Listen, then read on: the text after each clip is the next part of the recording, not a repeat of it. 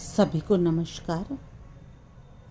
आज हम कला के जो सिद्धांत हैं या डिज़ाइन के जो सिद्धांत हैं उसमें से संतुलन पे चर्चा करने जा रहे हैं। कल हमने कला का ही और डिज़ाइन का ही सिद्धांत अनुपात पे चर्चा की थी। आज हम संतुलन पे करेंगे। आंतरिक सज्जा में संतुलन का बहुत महत्वपूर्ण स्थान है। यह संतुलित भाव जागृत करता है। सृष्टि की प्रत्येक रचना एवं क्रियाकलाप में संतुलन हमें दिखाई देता है और हमारे व्यवहारिक जीवन में भी संतुलन होना आवश्यक है।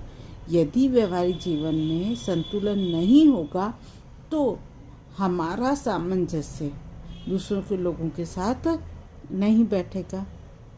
गृह सज्जा को सुंदर, आकर्षक, मोहक और आनंददायक बनाने के लिए वस्तुओं के रंग, रूप, आकार, रचना, बनावट आदि में संतुलन होना आवश्यक होता है। यह कला का आधारभूत सिद्धांत है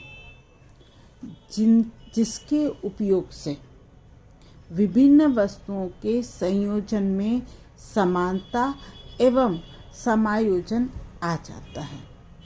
ठीक है ना। मतलब इस सिद्धांत से क्या होता है, जो विभिन्न वस्तुएं सजावट की उनके संयोजन में समानता और समायोजन आ जाता है। गोल्डस्टीन ने संतुलन के संबंध में अपने विचार व्यक्त करते हुए कहा है कि संतुलन ऐसा आरामदायक विश्रामपूर्ण प्रभाव है जो रंगों और आकारों को केंद्र के चारों ओर से इस प्रकार समूहीकृत करके प्राप्त किया जाता है जिससे केंद्र के प्रत्येक ओर एक समान आकर्षण स्थिति बनी रहे। ठीक है। मतलब इनका मतलब यही है कि रंगों और आकारों को जो हमारी केंद्र बिंदु है के चारों ओर इस प्रकार समूहीकृत किया जाता है जिससे केंद्र के प्रत्येक और एक समान आकर्षण स्थिति बनी रहे। मतलब हर चीज में एक समान आकर्षण बना रहे। क्रेग और रक के अनुसार संतुलन डिजाइन का वह सिद्धांत है जो शांति एवं संतोष का भाव देता है।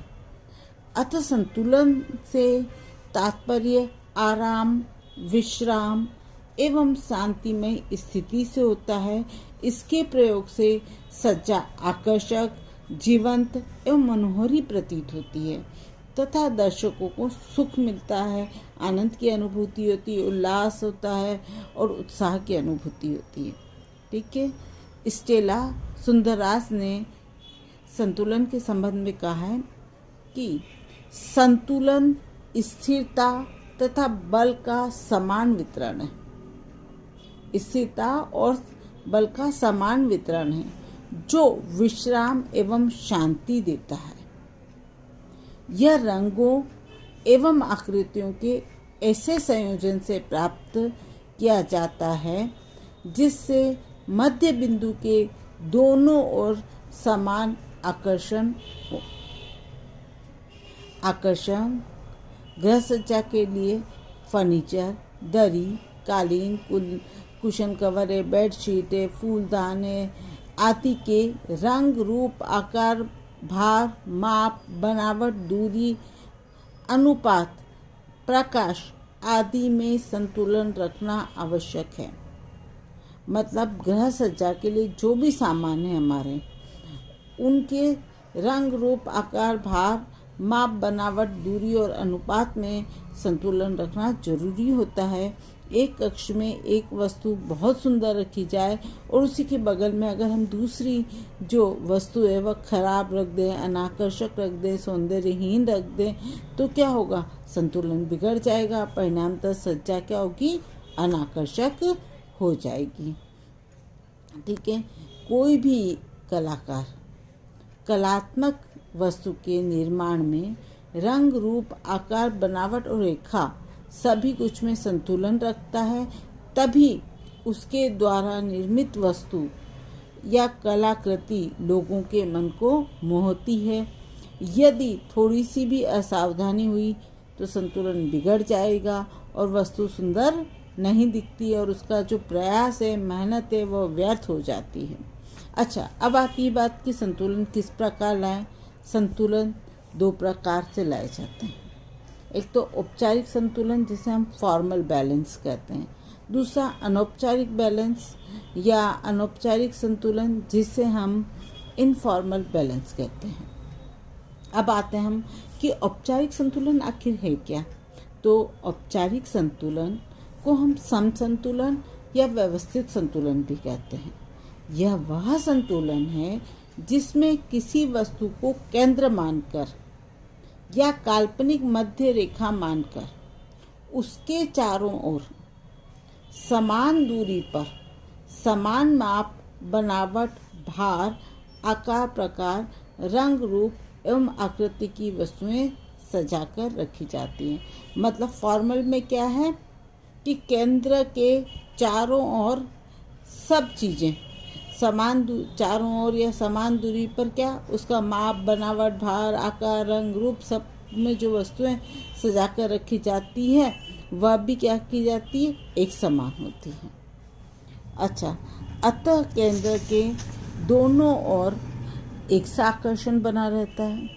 यह संतुलन अत्यंत प्रभावी तथा वास्तविकता लिए हुए होता है और देखने वाले की दृष्टि में स्वतः ही उस पर जो भी संतुलन को देखता है, जो भी उस सज्जा को देखता है, उसकी दृष्टि अपने आप उस पर चली जाती है और ऐसा संतुलन युक्त सज्जा बहुत ही आकर्षक लगती है।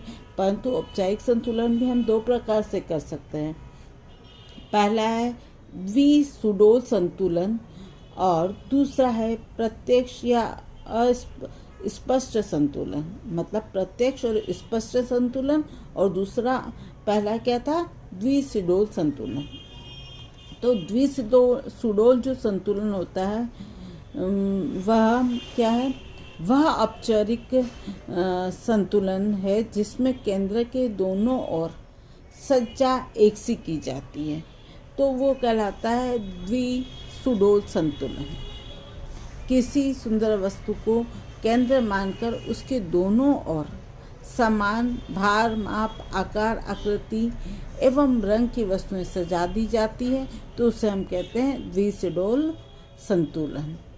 उदाहरण के लिए एक शोकेश में भगवान शिव की मूर्ति के दोनों ओर दो फूलदान रख दो तो ये द्विसुडोल संतुलन होगा। ठीक है। अच्छा, प्रत्यक्ष या स्पष्ट संतुलन जो होगा वह संतुलन होता है या वह औपचारिक संतुलन होता है जिसमें केंद्र के दोनों ओर समान वस्तुएं नहीं रखी जाती। देखो, द्विसुडोल में तो समान वस्तुएं रखी जाती, एक सी वस्तु रखी जाती। इसमें क्या होती है, दोनों ओर समान वस्तुएं नहीं रखी जाती, फिर भी दर्शक का वह ध्यान अपनी ओर आकर्षित करती है। इसके लिए हम देखो कि उदाहरण लो, एक मेज पर मध्य में गौतम बुद्ध की मूर्ति रख दी जाए और उसके एक ओर एक शेर की मूर्ति तथा दूसरी ओर रंगीन सजावटी मोमबत्ती को सजाकर इस तरह रखा जाए कि समान मात्रा में ध्यान आकर्षित हो। तो इस प्रकार का संतुलन क्या कहलाएगा, प्रत्यक्ष स्पष्ट संतुलन। प्रत्यक्ष या अस्पष्ट संतुलन। अच्छा, औपचारिक संतुलन से विश्रांति, आराम, शुद्धता, पवित्रता, स्थिरता का भाव हमारे मन में जागृत होता है। इस संतुलन को प्राप्त करने के लिए कभी कभी केंद्र बिंदु को न मानकर पृष्ठभूमि को ही मानकर सज्जा की जाती है, जैसे दरिये, दीवारें, फर्श, पर्दा है, इसको महत्व देकर उसके अनुरूप भी सज्जा कर ली जाती है। तो ये इस प्रकार की जो संतुलन है वो औपचारिक संतुलन कहलाता है। अब हम आते हैं अनौपचारिक संतुलन पे या इनफॉर्मल बैलेंस। इसे असमितीय या असमितीय या अव्यवस्थित संतुलन भी कहते हैं। उसे क्या कहा था अपन ने, सम संतुलन कहा था, और इसे अव्यवस्थित संतुलन या असममितीय संतुलन कहते हैं। यह संतुलन औपचारिक संतुलन की अपेक्षा अधिक जटिल होता है। औपचारिक संतुलन प्राप्त करने के लिए केंद्र के पास भारी या बड़ी वस्तुएं रखकर तथा उसके बाद छोटी फिर हल्की वस्तुएं इस प्रकार सजाकर रखी जाती है कि उसमें सुंदरता, सरसता, जीवंतता और आकर्षकता उत्पन्न हो जाए। ऐसा तब किया जाता है जब वस्तुएं समान रूप से ध्यान आकर्षण करने में सक्षम नहीं होती। ऐसी स्थिति में केंद्र से विभिन्न दूरी पर इधर उधर रखकर सुंदरता और आकर्षण लाने का प्रयास किया जाता है, तो इसे हम अनौपचारिक संतुलन कहते हैं। मतलब क्या हुआ कि केंद्र के पास भारी और बड़ी वस्तुएं रख दी जाती है, उसके बाद छोटी और हल्की वस्तुएं रखी जाती हैं। ठीक है। और ऐसा तब किया जाता है जब वस्तुओं में समान रूप से ध्यान केंद्रित करने में वह सक्षम नहीं होती। ठीक है।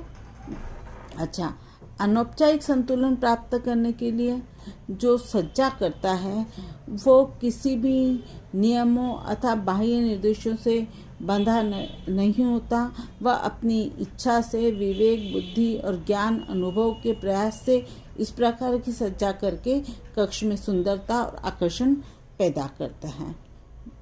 ठीक है। गृह सज्जा में भी अनौपचारिक संतुलन के लिए केंद्र के पास भारी वस्तुएं, केंद्र से दूर हल्की वस्तुएं रखकर सज्जा की जाती है। उदाहरण अगर अपन इसको देखना चाहें तो एक शोकेश में मध्य में कोई सुंदर कलात्मक वस्तु, मान लीजिए कि एक मोर रख दिया। यदि इस मोर के दोनों ओर 2 रंगीन सजावटी मोमबत्ती रख दी जाए तो औपचारिक संतुलन होगा। परंतु यदि इस मोर के एक और मोमबत्ती रख दी जाए और दूसरी ओर बहुत सुंदर सी गुड़िया को थोड़ी दूर तिरछा करके रख दिया जाए तो ये संतुलन क्या होगा? अनौपचारिक संतुलन होगा, क्योंकि केंद्र से एक वस्तु की दूरी अधिक और दूसरे वस्तु की दूरी क्या है? कम है। तो इस तरह औपचारिक और अनौपचारिक संतुलन होता है। गृह सज्जा में नवीनता, सरसता, सुंदरता, जीवंतता, अनोखापन और आकर्षण पैदा करने के लिए हमें दोनों ही प्रकार के संतुलन अर्थात औपचारिक और अनौपचारिक संतुलन का उपयोग करना होता है। एक ही प्रकार के संतुलन से क्या होता है? नीरसता, एकरसता और बोरियतता भी आ जाती है। इसलिए कमरे में सज्जा में अगर जब हम कमरे की सज्जा करते हैं तो बाहरी सजावट औपचारिक है तो फर्नीचर अनौपचारिक रीति से, शोकेश को औपचारिक रीति से, तो फिर अलमारी को अनौपचारिक रीति से और उपसाधनों को अनौपचारिक रीति से सजाया जाता है। ऐसा करने से कक्ष सुंदर होता है, आकर्षक होता है और आकर्षण में भी वृद्धि होती है। औपचारिक संतुलन से जहाँ विश्रांति, श्रेष्ठता, एकांतता, शांति का भाव जागृत होता है, वहीं अनौपचारिक संतुलन से बुद्धि और भावना की प्रधानता हमें दिखाई देती है। अनौपचारिक संतुलन अधिक सूक्ष्म, विविधता और जटिलता लिए होता है। इसकी स्पष्टता इस बात पर निर्भर करती है कि हमारी आँखों को इस प्रकार के संतुलन को कितने अच्छे से पहचानती है और समझती है। ठीक है। परंतु दोनों ही प्रकार के संतुलन के अनूठे मिश्रण से ही गृह सज्जा में विविधता और जीवंतता, सरसता और अनोखापन लाया जा सकता है, जिससे क्या होती है? हमारी सज्जा बहुत अच्छी लगती है। अच्छा, दोनों ही संतुलन के अलावा एक और संतुलन भी है जिसे हम विकिरणीय संतुलन या रेडिकल संतुलन भी कहते हैं। आजकल इस संतुलन का उपयोग भी गृह सज्जा में बहुत अधिक होने लगा। विकिरणीय संतुलन वृत्तीय अर्थात सर्कुलर होता है। यह सूरज की किरणों की जो बहुत ही समान रूप से स्थापित होने वाला होता है। इस प्रकार का संतुलन मध्य से संतुलित दूरी पर संतुलित तत्वों के संयोजन से उत्पन्न किया जाता है। क्या है इसका मतलब? कि मध्य से संतुलित दूरी पर संतुलित तत्वों के संयोजन से उत्पन्न किया जाता है, जैसे कि गोल मेज के चारों ओर गोल आकृति की कुर्सियों की व्यवस्था करना। इस प्रकार के जो संतुलन का उपयोग मुख्यतः उद्यानों में फूल पौधों के लगाने में, क्यारी बनाने में किया जाता है।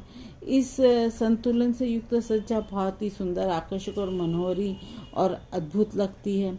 और इस प्रकार का जो संतुलन है वह आजकल उपयोग में भी ज़्यादा लाने लगा है। तो आज हमने डिज़ाइन का जो दूसरा सिद्धांत था कि संतुलन, जिसके द्वारा हम गृह सज्जा को बहुत जीवंत बना सकते हैं, उसको हमने पढ़ा। उसके दोनों ही प्रकार, औपचारिक और अनौपचारिक संतुलन को हमने देखा। और दोनों ही प्रकार के संतुलन जो है, औपचारिक अनौपचारिक जो संतुलन है, वह गृह सज्जा के लिए बहुत महत्वपूर्ण होते हैं। और इससे सजावट, जो आंतरिक सजावट है या घर की सजावट है, वह निखरती है और अनुभूत छटा बिखेरने वाली होती है। आया समझ में? अपन कल अब लय के बारे में या रिदम, जो कि कला का एक सिद्धांत है, उसके बारे में चर्चा करेंगे। आया समझ में? धन्यवाद।